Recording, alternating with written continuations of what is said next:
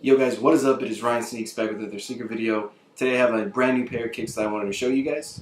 So there's actually two to this set that I have, but I'll show you the black pair first and then I'll do a separate video for the white one. So both shoes are pretty much the same, just one's black, one's white. These released on Nike ID, and it's a free run 2018 Flyknit, which I thought was really nice.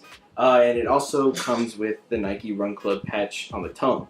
Now besides that, it's just an all black and heather gray mixed into it, Flyknit upper, white midsole, gray and black speckles over here, and then just a white outsole.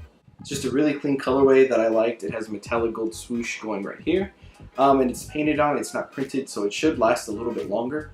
And I really did like the Nike Run Club patch here on the tongue, so I went ahead and got the black and the white. I actually ordered the black pair first, saw how they were, really did like them, so I went ahead and ordered the white pair as well. Between this one and the white pair, I kind of do favor this one. I feel like it goes with more stuff, especially a bunch of my Nike Run Club t-shirts that I own. And then also the white pair, I feel is really nice. I just haven't gotten around to wearing those yet because I wear these more often. And I've worn these about 4 or 5 times just casually, and as you can see, there's not much going on there.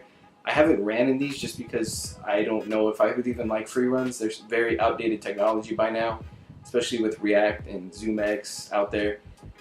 Maybe I'll give them a try. I mean, they're pretty light, they're pretty comfortable whenever I wear them. I do like these. I like the 2018 t-shirt ones that I did a video on. Those are very nice as well. But yeah, like I said, that little sticker on, well, not even a sticker, that little patch on the tongue is probably my favorite part. I do use the Nike Run Club a lot, and that's my main one that I use when I go running, so that's my favorite one.